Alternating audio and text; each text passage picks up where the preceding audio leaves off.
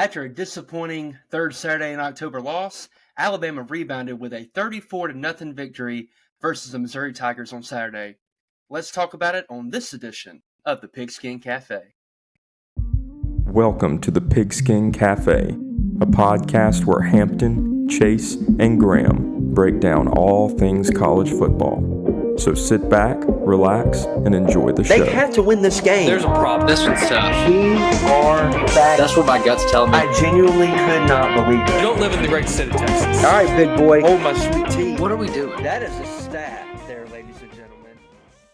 Welcome back into the Pigskin Cafe. My name is Hampton Sipper, and I've got Graham Haney joining me today. Usually we have Chase hosting the show and kind of guiding the conversation, but we let him have the day off, and we're going to dive into the Alabama versus Missouri game, and we're going to get to that in just a minute. But before we do, I want to encourage everybody. We appreciate the support we've received so far this season. If you haven't already, go ahead, subscribe to the Pigskin Cafe YouTube channel, leave a like on this video, leave a comment. We love hearing from y'all, and follow us on social media. We've been just overwhelmed with the outpouring of support that we've gotten this season, and we're not done yet. We've got 4 or 5 more games left of Alabama football and college football as a whole. So join us on the ride. And Graham, let's dive in to Alabama versus Missouri. Alabama comes out, and I would say a pretty sluggish start, especially offensively. 13-0 at half. The final score is 34-0. And I want to kick it to you first. You can kind of give me your overall impressions of what you thought of the game, but I really want you to hone in and focus. What did you make of the Alabama defensive performance, having another shutout on the year, I think the second of the year behind the Western Kentucky one in the opener? Yeah, good to be back with you, Hampton. Man, it was nice that Alabama was in control of the game from start to finish. I think that's kind of where I want to just begin. Coming off of tough loss, us reacting to it, responding to it. It was nice that Alabama at least didn't start off hot, but was in control. And I think for Alabama, that's half the battle. Like when you look at Vanderbilt, you look at Tennessee, Vanderbilt especially, we were never in control. Tennessee, we were in control of parts of it, but never had full grasp on what the game was actually laying out to be. Good that Missouri comes in, homecoming, and it seems like a good week of practice led to a good performance at home. I did think, and we've talked about it, that being at home does make a difference, and I think that might have at least allowed Alabama to overcome that slow start, and it be 10-0 at half, 13-0 at half, 13-0 at half. 3-0 in the first, to actually be able to build some momentum going into the second half, and obviously to be able to shut out Missouri. We'll talk about it some, and don't want to overlook the fact that Brady Cook came into the game banged up and then got hurt again. And so, hurt his wrist or hand. Wasn't sure what the call was, but then didn't play anymore. And so Missouri, as we can see from their past opponents, their past games, a good team, don't get me wrong, a good team, but compared to the talent that they might have had, say, last year, they brought in some good transfers, some good recruits, but the talent seems to be inferior to what it was last year. And so when they play teams that have talent that is at least at their same level or superior, they play close. But if there's teams that have substantially more talent than them, aka Texas A&M, Alabama, they don't play very well, and they don't. Their team is not able to keep up with those teams. So it gives you kind of two perspectives from it. The first is that Missouri, good team, not a great team. Maybe better than average, but still in that good team conversation, arguably top 25, but not top 15, anywhere close to that. If Brady Cook is out for multiple weeks and is not able to get healthy, you could easily argue they're not top 25 either, because Oh, easily. with Drew Pine at quarterback, or what was the junior Blood. Blood, yeah. Mm-hmm. I was about to say Boone, and I was like, that's not right. Mm-hmm. Junior Blood, not anywhere close to what Brady Cook has to offer as a fifth-year senior, a guy with experience and with the talent and camaraderie with Eli Drinkwitz's system. But you can still see flashes, but Alabama was able to dominate the entire game. The second aspect is that Alabama was able to, I guess we talked about, I just talked about, able to overcome some of that slow start because they were so superior in talent and were able to make more plays than Missouri was able to. That was at least a good relief, because when Mm-hmm. we play against Tennessee, similar talent, if not Alabama advantage. But you look back at Vanderbilt, Alabama had the advantage in, I mean, nearly every position group. You could Mm-hmm. argue Pavia versus Milroe if you wanted to dive really deep. But the talent gap was tremendous, and Alabama played poorly. Talent gap a little bit smaller against Missouri, but able to dominate and able to, well, control is probably the better Mm-hmm. word than dominate the game from the offensive perspective, defensive perspective, and the coaching perspective, which was nice to see. I feel like we talked about it a lot at the beginning of the year. Coaching was going in the right direction, good coaching, and then we've kind of gone down the wrong path the past few Mm-hmm. weeks. With I feel like coaching has not been helping us out, and if anything, has been a disadvantage for Alabama, and has helped other teams as well. So Mm-hmm. good to see that Alabama was able to control from start to finish, and obviously leads to a great turnout, a great result, Mm-hmm. and gives you a good feeling going into a bye week, knowing that in 2 weeks you got to go to Baton Rouge and play an opponent that has similar, if not equal, talent to Mm-hmm. Alabama. Mm-hmm. Yeah, I agree with all that, Graham. And I want to kind of give a disclaimer before I give my thoughts on the defense. I have been a very negative individual on this podcast. I've been very critical the past 3 weeks, and I'm going to do my best today to not be as critical. There are definitely some things and some flaws that are still inherent with this Alabama team. And I also want to give this disclosure too. Graham, I know you said like Missouri is a solid team, and I think that is the best way to describe them as solid, because A&M Well, blew them out. Go ahead. yeah, well, I think they're a solid team, but last year I feel like they're probably still in that solid team range. But they surprised a lot of people because no one Mm-hmm. really expected them to be as good as they were, except Mm-hmm. for the Pigskin Cafe, by the way. This Come year, on. not that we were too loyal to them, but expect them to have a similar Yeah. year, and they'll have a good year. They will finish Yeah. with a good record, make a bowl game, play somebody close. But Mm-hmm. they're not really the surprise team they were last year. The Mm-hmm. expectation is that Missouri's going to give you a good game regardless of who you are. Mm-hmm. And I think that's a great point. I think last year they snuck up on everybody. Mm-hmm. But I also think the biggest difference from last year to this year is Cody Schrader was so instrumental to that team last year. And I think he gave, while Nate Noel and Marcus Carroll at running back are good backs, I think Cody gave them a little something special that they're just missing this year. And Brady Cook, even before this game, him and Luther Burden had not been connecting like they were last year. The passing game wasn't nearly as explosive or efficient. And while he was hurt, and when he got hurt, they especially had no chance. They went to double overtime versus Vanderbilt. They struggled to beat Boston College. The only really dominant win they had was And against Auburn. UMass and Auburn. Yeah, they struggled Yeah. against Auburn. UMass, they beat them pretty good, and I think they played Murray State in the opener. Those were the two blowout wins they have. I mean, they have throughout the year they have not been a very impressive team. And so coming into this game with Brady Cook already injured and Drew Pine, when he got in the game, it was kind of all she wrote, because I saw him play against Auburn. He wasn't able to do anything against them, and he wasn't able to do anything this past Saturday. So I want to preface that not to diminish what Alabama did defensively, but I want to put it in proper context and not say that they shut down the 2007 Patriots offense.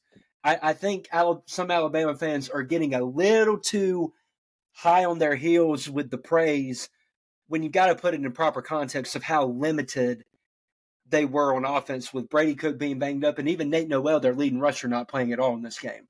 With all that being said, again, this is the third week in a row where I can say the defense is trending in the right direction. Is it elite? No, and it probably isn't going to be this year. I want to keep repeating that. But there are things that you can see that are being fixed, that are happening on that side of the ball from a physicality standpoint. I thought they played much more physical yesterday, played with a lot of intensity, played with a lot of energy. And I think those are building blocks that you can kind of keep stacking week after week. And then at the end of the year, which I think we even probably said it on our preview, the defense was always going to take a little time to kind of come together due to the fact it was a new scheme, but also the amount of youth in the secondary. And I think you're seeing a guy like Xavier Brown playing a little better. Now, is he going to be a lockdown corner this year? No, probably not. And he's going to get really tested when Alabama plays LSU. But I think he's coming along better. I thought the D-line played really well yesterday. They controlled the line of scrimmage. Q-Rob and LT Overton, let me just give a clap to those two guys. They have played great all year long. They have been constants on that Alabama defense. Even when the whole unit hasn't played well, those two in particular, I think, have played really, really, really good football. I thought Quay Russaw had another great play on that interception that he had where he drops in coverage. I mean, that's a pretty impressive play by an outside linebacker. I know that he's technically playing the wolf position, which is different than a traditional jack, but still a really, really impressive play by him. And I think what's really standing out with this Alabama defense, and this is something that Kane Wommack has emphasized, they're getting the ball back for the offense. Another game where they had 3 or 4 turnovers forced. They had 3 or 4 versus Tennessee. They had 3 or 4 versus South Carolina. They didn't have any against Vanderbilt, and you saw the result in that game. Georgia, they had 4 forced turnovers. They've got I think 12 to 15 forced turnovers in SEC play. That's pretty impressive. For a defense that does have a lot of issues, you can kind of complement or mask some of them if you're getting the ball back for the offense. So I think all of those things, getting turnovers, playing with more physicality, the tackling being improved, and even Malachi Moore, who we gave a lot of flack on this podcast about after the Vanderbilt game, I think he's played his best football the past couple of weeks. He forced a fumble against Tennessee. He had a pick against Tennessee. Yesterday, he had another pick. I think you're kind of seeing some steps from him. How about Bray Hubbard coming in, making a great play in his first start? So on that side of the ball, I think there's improvement. Now, it's going to be a whole different beast, a whole different animal when they go down to Baton Rouge in a couple weeks. And we're going to talk about that probably next week on the pod as we preview leading up to that game. But again, steps in the right direction. I can deal with mistakes when you're playing hard and when you're playing with passion, you're playing with pride, and nothing. I'll kick it back. Well, we'll transition offense after this, but nothing shows pride in performance and wanting to play to a standard than when it's 4th and goal and you send some of your starters back out there and they hold them to a goal line stand and keep a goose egg up on the board. That is some stuff that that kind of feels familiar to days of old. Having that pride of we are not letting this team get in the end zone. We're not letting that ball cross the goal line. I thought that, and I thought the enthusiasm after that and how much it meant to the players was really impressive. And again, it's something Alabama can keep building upon. But Graham, you can kind of comment on that if you want to, anything else with the defense, but I want to transition to offense. Very, very, very, very, very disjointed start, I would say. 13 points in the first half, and the touchdown that Alabama scored was on a short field where Malachi Moore ran the ball back to the 30. So they really didn't have a sustained touchdown drive in the first half. And some of the same issues that they've had all year kind of came to bear again. What do you make of their performance yesterday? Do you think it was a step in the right direction? Do you think it wasn't as impressive considering Missouri was pretty banged up, and at that point in the game, especially in the second half, they've been on the field the whole time? What do you kind of make of their whole performance in context?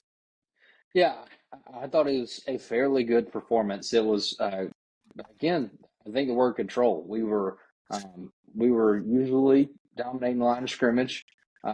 Going forward, just not able to finish drives, especially as we got closer to midfield, we would stall out. But I think that what happened is Alabama was able to run the ball fairly well. Yeah. Justice Haynes had a great game, especially We second hadn't half. said that all year. I know. I know. With the first half, Alabama not trying to be too aggressive, but I feel like getting the ball back, them trying to say, okay, we can't give it back to them. You know, we've got it. It doesn't matter what happens, we just can't give it back to them. And so it kind of led to a little more conservative play calling down the stretch, which was fine when it was when it's a close game, it's 3-0. You don't want to give it back to your opponent and give them a chance that you didn't have. So, I mean, Milroe, he kind of turned it on midway through the second quarter, played better from then out. Was really impressed with Jeremy Bernard really showing up and taking some of the pressure off of Ryan Williams. I think that that's something that we haven't really talked about a lot. Ryan Williams, extremely talented, young, if you've not heard so from the media, which is crazy. But I think for Alabama, being able to spread the love out in the passing game is going to help Milroe. It's going to help Ryan Williams. It's going to help the run game because you're not just playing to a deep ball to this guy or solely looking at Ryan Williams. Okay, Ryan Williams isn't open. We're going to go to Dupree. We're going to go to Bernard. We're going to go to Robbie Oots. I mean, he caught the first pass of the game, didn't he? I mean, I think so. Yeah, I mean, spreading out the love some will help Ryan Williams, will help Milroe. Will help this offense be a little more dynamic than just solely relying on Milroe to get open. Ryan Williams to get open and Milroe to hit him when he is open. I think that was at least a positive I took from offense. No one player really stood out, but made was the difference on offense. It was a good collective effort, which I thought was impressive. Some highs and lows with the offensive line. There's when was it when Proctor got beat and Alabama was probably on the 10-yard line, got beat, and Milroe got sacked on the 3 or the 5, something like that. He pushed us back. But overall, I think when you're going in the right direction, you can't be too much of a nitpicker and find, complain about this, complain about that.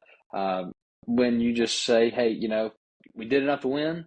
We played with control, and it turned out to be pretty good. I think that for Alabama also, just seeing that Brady Cook was hurt, Drew Pine had to come in, really takes some of the pressure off of your offense scoring and puts more of the emphasis on, we know they don't really have a guy back there that can lead their offense. So we need you to keep sustaining drives, keep going forward.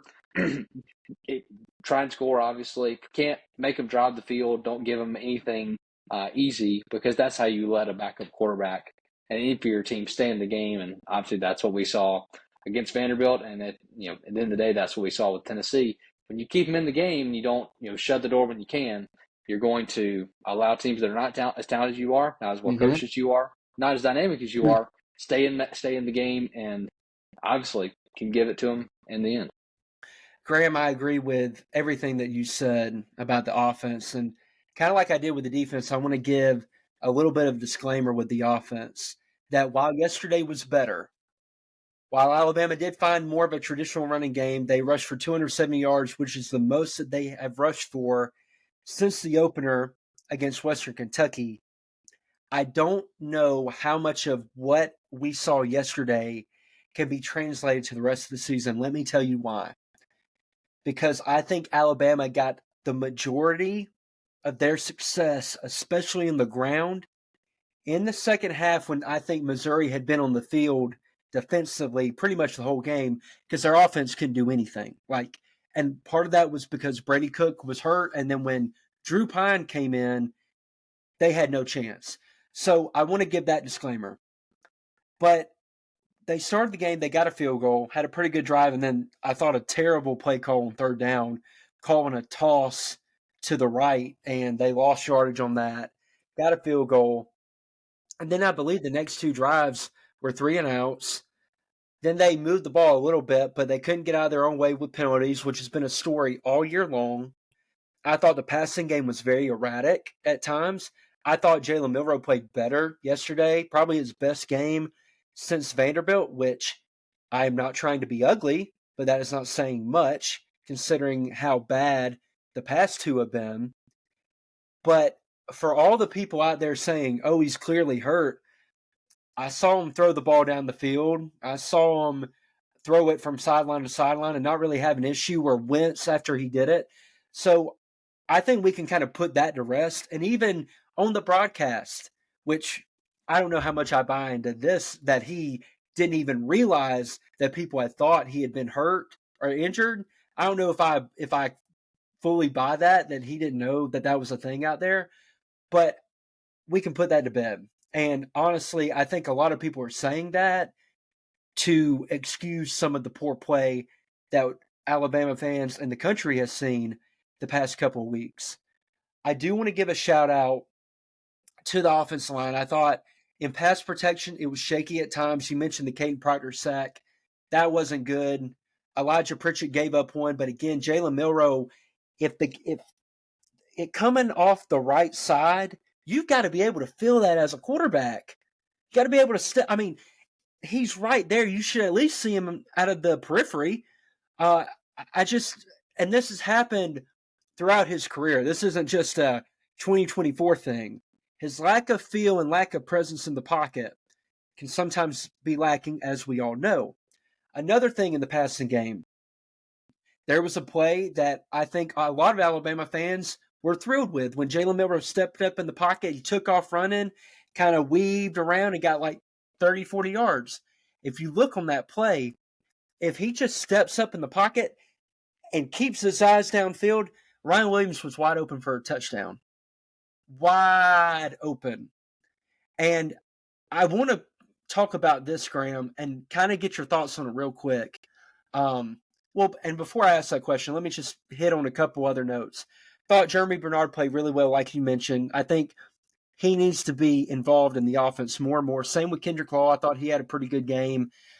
And Justice Haynes, it's the best that he has looked all year. That run that he had where he put his shoulder down, delivered the boom, that looked like Justice Haynes from last year. I don't know where that's been, but he looked decisive and he looked confident and looked physical, and he kind of showed off his elusiveness a little bit and his ability to break away and finish a run.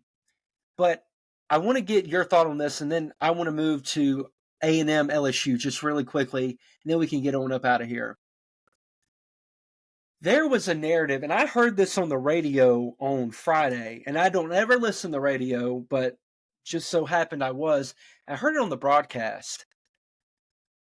I thought it was very interesting that Jordan Rodgers and Joe Tessitore had basically a highlight reel of Jalen Milroe missed throws to Ryan Williams. And the narrative was that Jalen Milroe wanted to sit down and go over a cut-up of every attempt and every target to Ryan Williams over the past couple weeks and tell Ryan what he's seeing. And I couldn't help but think, Graham, and of course after that it was, Milroe said, I've got to take accountability, I've got to do better. I couldn't help but it seemed like he was kind of throwing Ryan Williams under the bus. I mean, they highlighted the throw where Ryan, it's that second down play from the Tennessee game, he's wide open. And Jordan Rodgers said that he ran the route at a depth, like a yard short in depth, and that made the difference. Brother, he's wide open. You put the ball on him. I could not believe that was the narrative of it was on Ryan. It was on the young receiver not knowing where to be. It wasn't on the quarterback being inaccurate. And I just thought that was a very interesting spin and narrative that kind of was developed after they met with Jalen Milroe. As a quarterback, I just don't think you do that, especially to a 17-year-old who has been your best player on offense all year long consistently. What did you make of all that? And then we can kind of move on. Again, good win for Alabama. Good to get a little confidence back before the bye. But now you've got a big test in LSU, who now is getting themselves off the mat after a complete collapse against LSU. But what do you make of all that? Yeah, I feel like I'm kind of in the same boat with you. It's kind of interesting that, uh, I mean, I think it's good that Milroe and Williams would sit down, look at the plays, talk about what each other's thinking to try and Mm-hmm. eliminate maybe some of the frustration that one might have with another. But I'm thinking also, if Milroe is saying that, okay, like I'm showing you this film so that you can get better, is very it's condescending. I mean, Mm-hmm. it's saying like, hey, you've got to play better in order for us to win. When Ryan Williams, I mean, for the most part, when it's thrown his way, he makes good efforts to catch the ball, keep play alive. And I mean, for the several times in the Tennessee game, you know, he was open, and then the throw wasn't there. Mm-hmm. Regardless of where the route is supposed to go, you have to have some type of chemistry, some type of trust, knowing that okay, what Ryan Williams sees is a player sitting in his own coverage, so maybe he has to cut a little bit sooner, or he's got man coverage and he can beat him now. Okay, well, don't wait 5 more yards and let him possibly catch up with you. Go ahead and beat him. And Freeman Milroe not be on the same page. Maybe just it's not lack of reps, but just I mean difference in some experience, but also might just be the offensive scheme just not having time to develop for each one of them to kind of feel comfortable Mm-hmm. in knowing where the other where they're supposed to be and where they actually will be. Mm-hmm. Um, because in college football, the biggest highlights are usually plays that are broken Mm-hmm. and what players make the best of it. What Mm-hmm. player can find open space, what quarterback can hit the receiver when they're throws it when they're not open but getting open.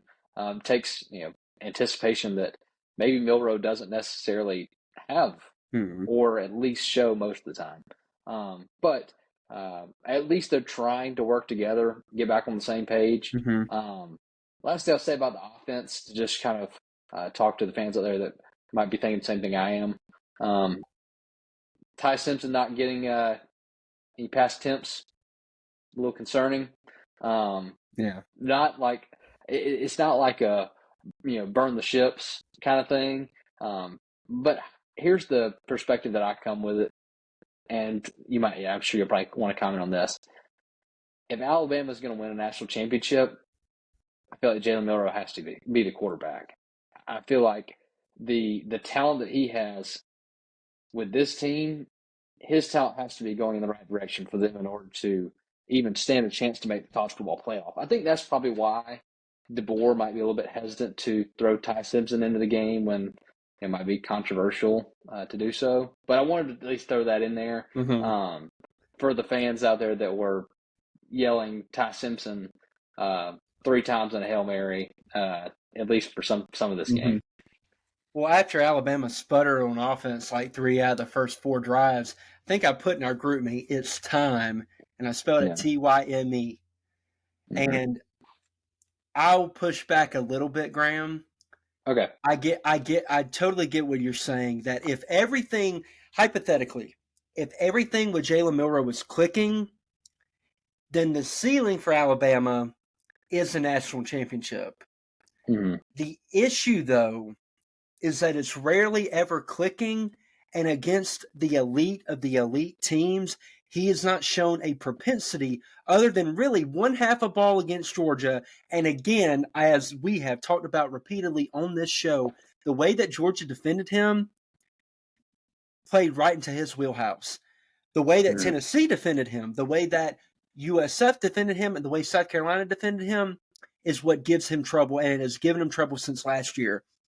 And when you play really good teams and you're not able to run the ball and you're not able to make them pay for the way that they're playing coverage against you, or that if they're blitzing you like they do repeatedly with him, your offense goes into a shell.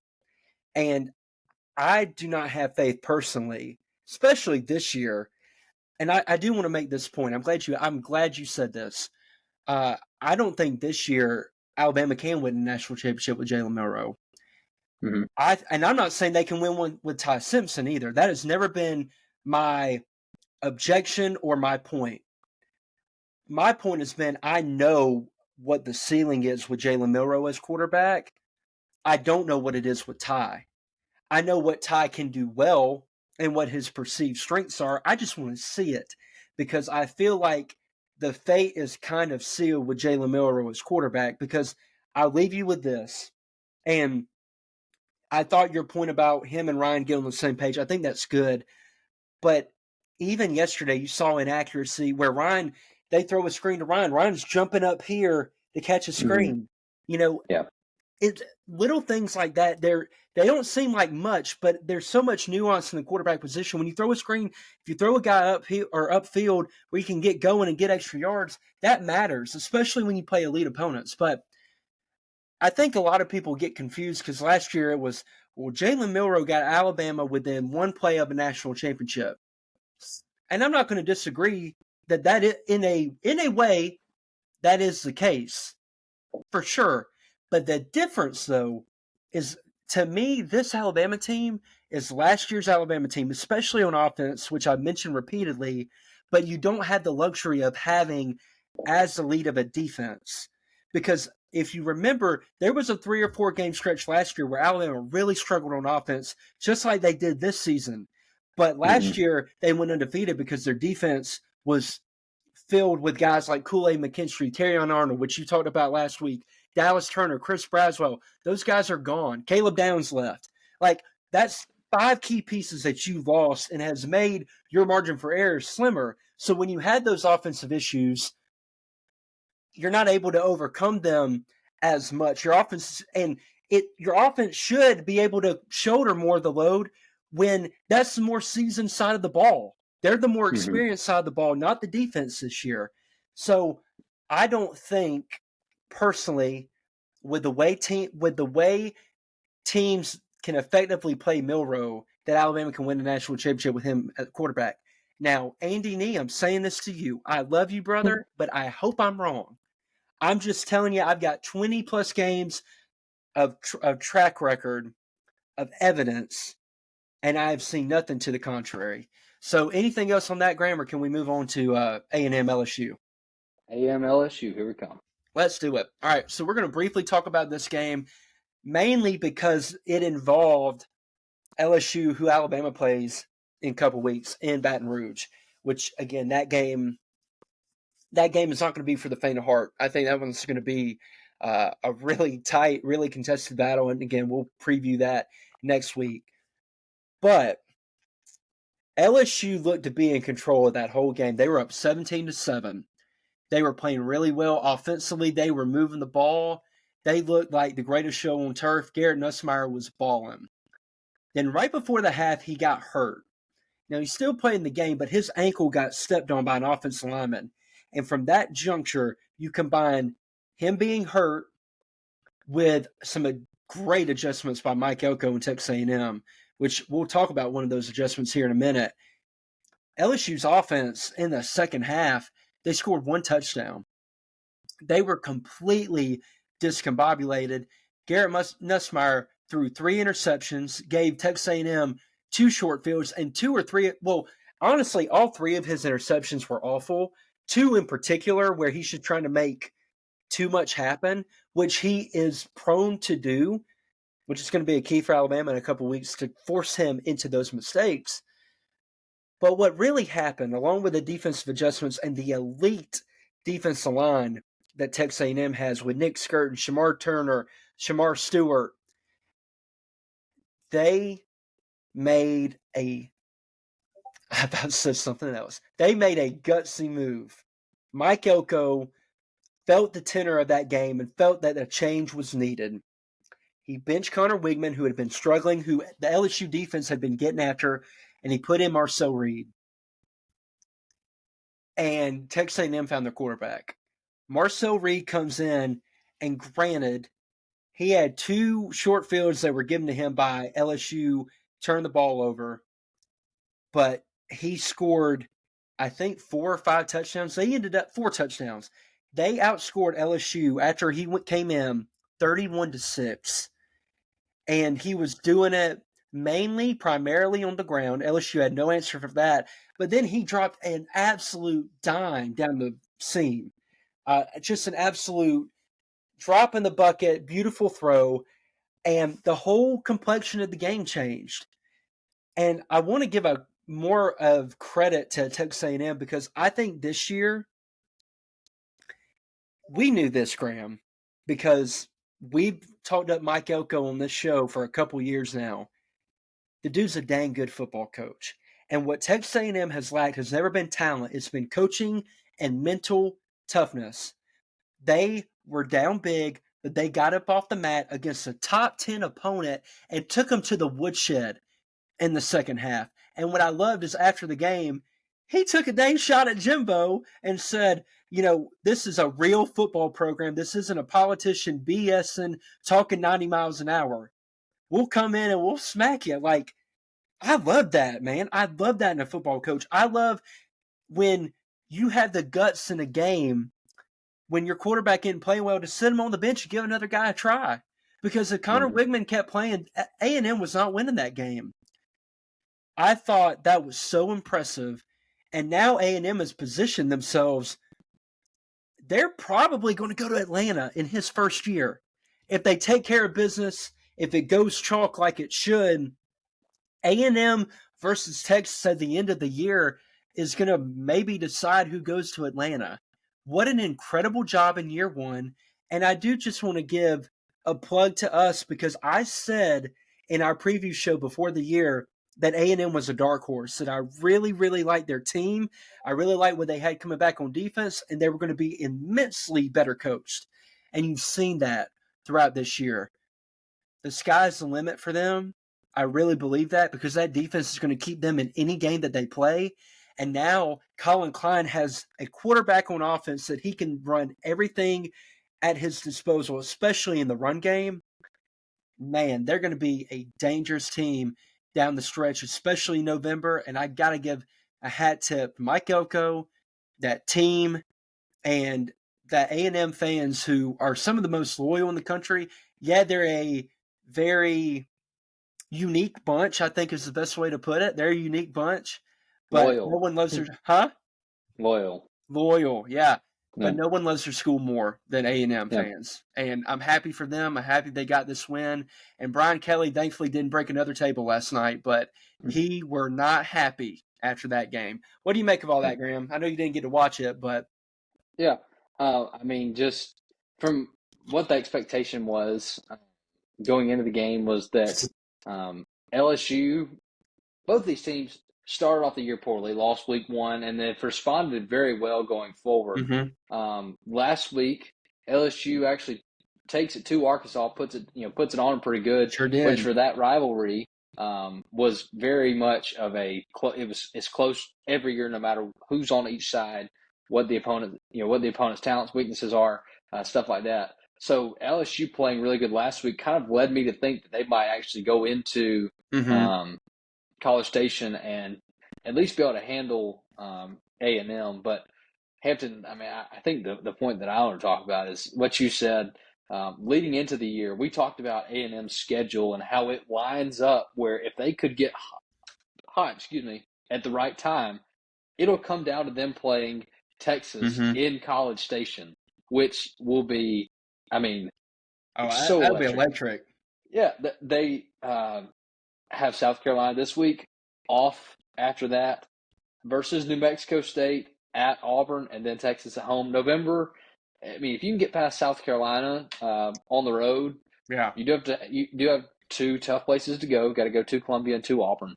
I mean, A&M could be, what will they be, 7-0 in conference play heading into that matchup, and then that would almost guarantee A&M a spot because then there's going to be several one-loss. Well, I guess if A&M beats Texas, then there's only going to be one other one-loss conference team, which would be Georgia. Mm-hmm. So it would be a Georgia A&M matchup in Atlanta, which for A&M is probably not what you want, but making the SEC championship in Mike Elko's first year would be a huge step in the right direction. Yeah. And I think that what you see from Elko is a guy that has immense knowledge, but also has experience working in a program like Duke where talent is not always there. And you have to make those gut decisions of, this guy, Marcel Reed might not be as talented as Connor Wigman is in practice, but just based off the situation, we got to give it a try. And Mm-hmm. it worked. Last week, we saw Sarkisian do the same thing, taking out Ewers, putting in Arch Manning. It didn't really work. But at least willing to try it and putting your cards on the table and saying, hey, we're not going to hide this anymore. If this is going to be our best shot to win, that's what we're going to do. Mm-hmm. So credit to A&M, a great win at home. And for LSU, I mean, going on, I think they're on bye this week too. Yeah, they are. Yeah, so I mean, going on bye week, kind of a bitter taste in their mouth to get hit like they did. Mm-hmm. Will be interesting to see them in Alabama in 2 weeks, and I'll be looking forward to covering it with you next week on the show. Yeah, absolutely. And that bye really couldn't come at a better time for LSU because this is like that A&M game was the end of a kind of tough game, a tough 3-game stretch. You played Ole Miss, and then you had to go on the road to Arkansas, and Arkansas is no slouch. And I think Taylon Green maybe had a little rust last week because, my gosh, yesterday he had 6 touchdowns and they put up 58 on Mississippi State, who's been a little bit frisky as of late. So I think this bye will be big for them. There's a lot to break down in the matchup between Alabama and LSU, and I can't wait to cover it next week. And I'll end with this, and then we'll close the show. You mentioned Elko making that decision, and you mentioned Sark. And while the Sark decision didn't end in a win, it did, I think, lead to Quinn Ewers playing a little bit better after he came back in. That type of coaching is why I think Kalen DeBoer should have done the same for Jalen Milroe. Because it shows that no one is above the team, that no one is entitled to a job, that your performance doesn't, regardless of your performance, if you play good and continually play good, we're going to stick by you. But sometimes if you're playing poorly, a message needs to be sent. And I wish that he had, especially this week, because I'm just saying, if Alabama plays LSU and he's playing poorly again, and then you put Ty in that environment with no real reps, that's just gnarly and kind of cruel to the kid, to be quite honest with you. So, again, I would have liked to see him do that. I would like for Jalen Milroe not to throw Ryan Williams under the bus, and I would like for him to have a little bit better body language on the sideline because, again, even yesterday, I thought it was, again, pretty subpar. But we'll get out of here on that, Graham. It was great talking and recapping Alabama versus Missouri with you, and then briefly touching on Texas A&M coming back on the LSU Tigers. If you made it this far, go ahead, like I said at the beginning of the show, subscribe to the Pigskin Cafe on YouTube. Leave us a like on this video. Leave a comment and hit that notification bell. Follow us on social media, and we will be back next week to preview Alabama traveling to Baton Rouge and playing LSU. But the Pigskin Cafe will be closed until then. But until then, chew on that. We'll see you guys next week.